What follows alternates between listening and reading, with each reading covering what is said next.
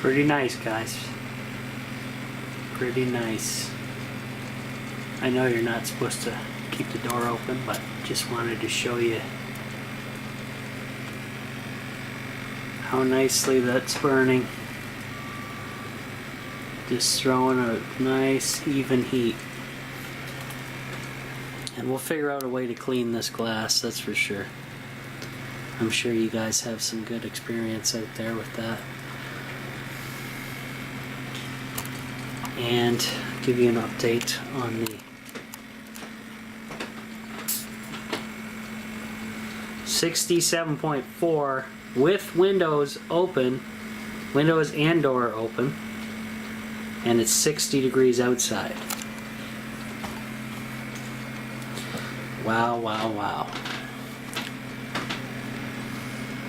Unbelievable. And it is drying out the tiny house, which is fantastic. 39% humidity now indoors.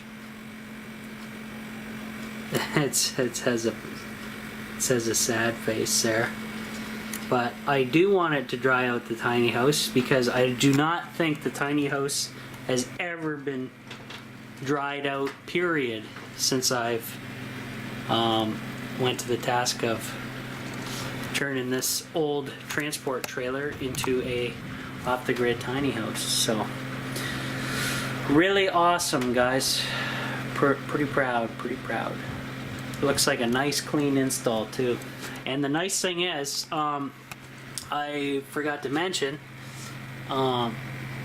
the shroud here and the back plate, they go well above this piece of metal, so as you can see, so no issues there. And everything's nice and cool back here, nice and cool. This is a tad warm, but it is off the wall and there's air behind there, so that's no big deal. And the shroud is a tad warm, but nothing too crazy whatsoever. And the same on this side. Cold lumber. Shroud's a tad warm, yep. And same with the plate up here. This is a tad warmer, but nothing too crazy. And I can put my little pot, my little kettle on there, and fill it with some water, and that can evaporate. I don't want to put it on when it's still warm, hot up there. But anyway, those plates, if you guys remember, it shipped, this back plate shipped with a bunch of stainless steel plates so you could extend your straight pieces all the way up. Well, I'm using them here on my other fireplace to cover up that hole on the top, that I guess they call it a divot, but it covers that divot up and then allows the hot air to blow out here instead of coming out the top of the fireplace. So another nice use for that stainless steel. We'll open that up again and just to check. I'm sure everything's still cooking away in there, but everything's winding down. But like I say, right now I can throw on some pieces of wood and it would just keep on trucking. But right now I'm just going to let this thing go out by itself. A nice slow cool down. And I did notice some more discoloration when it was cooking. Quite good.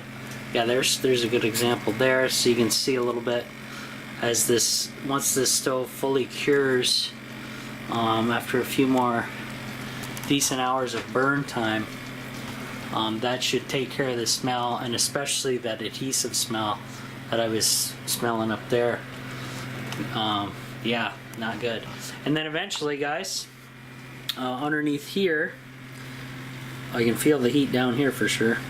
All these holes cut in here is the fresh air, and the fresh air comes from this hole here, And I do have to still make a 2-inch hole for that guy outside, obviously screened, to draw in combustion air when the tiny house is closed up in the winter time.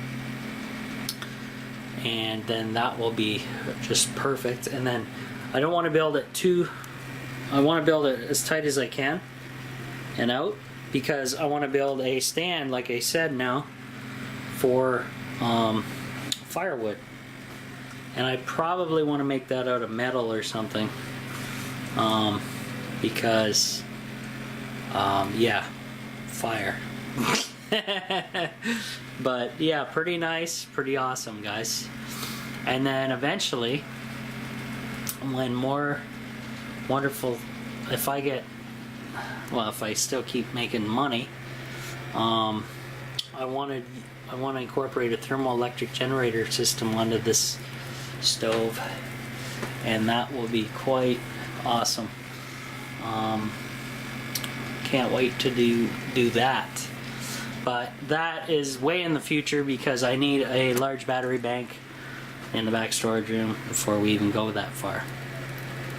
So, alrighty guys, so I'm gonna let this chill out. I mounted a fan off the mirror there, and it's blowing this away across the stovepipe, and then this ceiling fan is scooping up that air and shooting it back down. And then I also have that fan on as well, but it really doesn't matter because I got the windows and doors open. So I'm going to start shutting windows and doors, and then just see what happens.